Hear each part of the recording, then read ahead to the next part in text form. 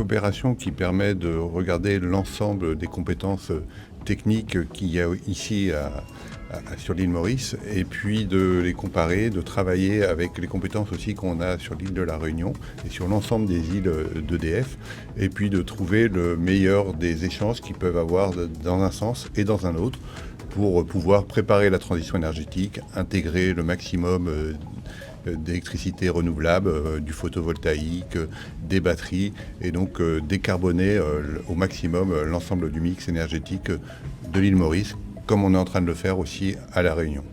Concrètement, dans la pratique, comment ça va se passer? Donc les gens qui nous suivent ce soir, comment ça va se passer? Donc l'assistance, si on peut appeler ça ainsi, ou l'aide, ou la coopération avec EDF, comment elle va se concrétiser, quoi? C'est plutôt une coopération, c'est-à-dire que ça va être des échanges entre les différents techniciens, les différents spécialistes sur l'ensemble des sujets. Et puis après, il pourra y avoir des expertises qui seront faites soit par des gens qui viendront de Paris, vraiment de la R&D par exemple d'EDF, ou soit de nos ingénieries spécialisées. Et puis donc voilà, au fur et à mesure que les sujets seront découverts, eh bien, on signera peut-être des contrats complémentaires pour activer des activités très spécialisées, ou alors on aura des échanges vraiment sur les grands principes, sur comment on fonctionne, pour permettre de préparer l'avenir et de se comparer, puisque ici il y a des choses qui sont bien entendu, hein. Vous avez un peu le système anglais, le système français. Nous on n'a que le système français, donc forcément il y a des choses un peu différentes et c'est bien de se comparer pour pouvoir progresser. Est-ce que cet accord s'inscrit dans le cadre des protocoles signés lors de la visite de M. Macron à Maurice? Oui, tout à fait. La venue du président Macron sur l'île Maurice a permis de lancer cette dynamique. Et donc nous nous mettons dans cette dynamique. Et je pense que les deux îles qui sont quand même très proches de l'une de l'autre, qu'elles puissent coopérer sur le domaine électrique un peu plus, c'est vraiment une très bonne idée. Monsieur l'ambassadeur. Bien, écoutez, moi je suis ravi de cette signature qui est une étape supplémentaire dans la coopération entre la France et Maurice dans le domaine de l'énergie. On est déjà très présent par le biais de l'Agence française de développement dans le domaine globalement des services aux particuliers, que ce soit l'eau ou l'énergie. Sur l'énergie, par exemple, on a des lignes de crédit bancaires qui permettent de financer des projets notamment d'adaptation au changement climatique. Nous avons mis en place, donc, et on l'a concrétisé au moment du passage du président de la République, une subvention d'un montant de 700 000 € pour permettre d'apporter une expertise technique qui va permettre de contribuer à l'adaptation du réseau électrique, à son évolution pour intégrer le plus facilement possible les énergies renouvelables.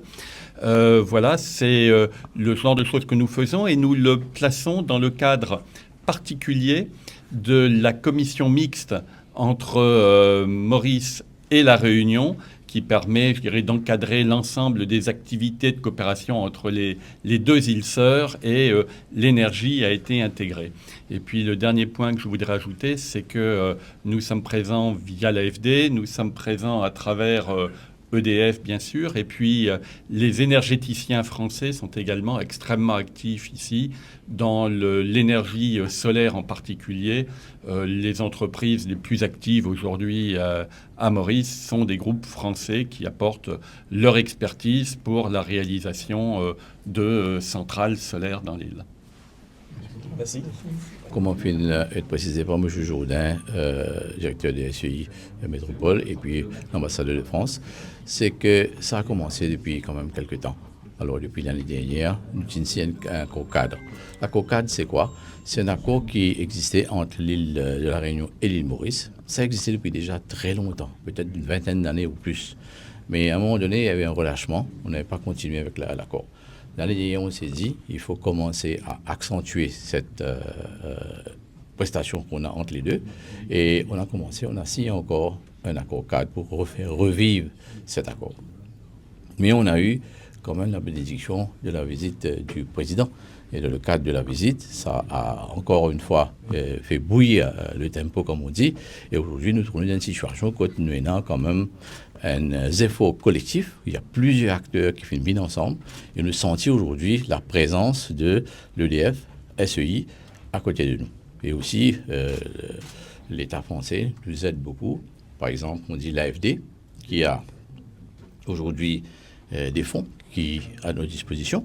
Nous pouvons faire une étude sur le réseau électrique que nous pouvons augmente la capacité de production, de transmission, de distribution, mais aussi la capacité pour gérer tous les systèmes électriques qu'on a à Maurice. Parce qu'aujourd'hui, des milliers de systèmes solaires, si on n'a pas de l'intelligence, de la capacité technique, on ne pourra pas gérer tout ça. Alors, moi, je suis bien content aujourd'hui qu'on a cet accord qui peut permettre nous aller de l'avant et faire réaliser ce que nous y pensions l'année dernière, aujourd'hui peut devenir une réalité. Et bientôt, dans les semaines qui suivent, vous pensez que l'équipe pour aller sur place pour aller vraiment prendre de la formation de la Réunion pour amener à Maurice. Mais aussi, je besoin préciser que nous avons une coopération entre l'île Maurice et la Réunion dans les cas cycloniques. On a des effets climatiques, les cyclones, les cyclones Garance, on est à la Réunion pour les supporter, mais aussi ça peut être l'inverse si on en a chez nous, qu'on ne souhaite pas, mais la coopération va continuer dans ce sens-là et on est très content d'avoir la présence de tout ce monde aujourd'hui pour faire réaliser le vœu qu'on avait depuis très longtemps. Pour la situation énergétique, alors que nous pouvons faire face à la crise énergétique en ce moment? La crise énergétique, on va dire aujourd'hui, ce n'est pas une crise énergétique vraiment, c'est peut-être une crise de prix de l'énergie. Parce que l'approvisionnement nous fait une trouble.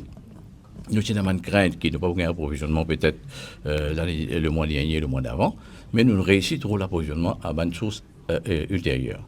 Mais le prix a doublé, malheureusement.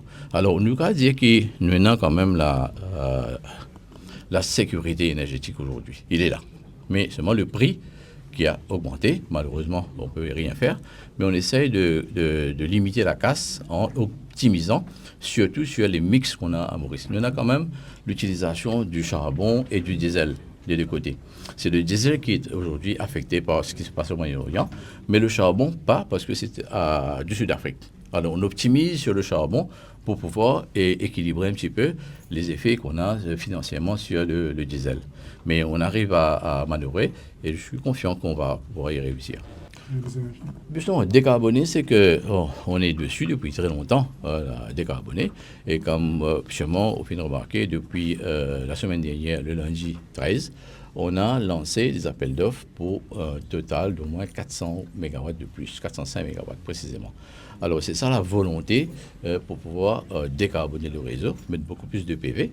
Mais en parallèle, nous dire aussi, parce que je ne pas causer souvent, c'est le travail qu'il nous peut faire avec BAN-IPP qui peut brûler le charbon.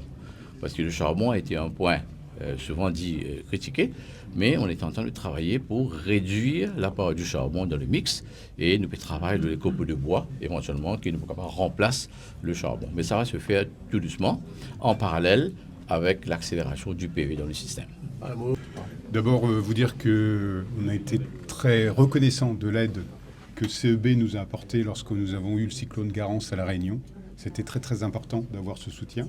Et puis on est aussi très heureux d'apporter notre expérience, notamment pour la décarbonation de la production d'électricité. Vous savez qu'à La Réunion, on a un mix aujourd'hui 100% renouvelable.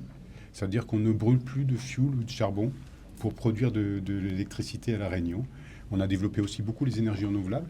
Et ça nécessite des compétences pour gérer le système électrique. Et on peut vous apporter cette expérience sur un système électrique qui est très comparable ici à Maurice. Donc on est très heureux de pouvoir vous rendre la pièce de l'aide que vous nous avez apportée lorsqu'il y a eu le cyclone Garance. Merci.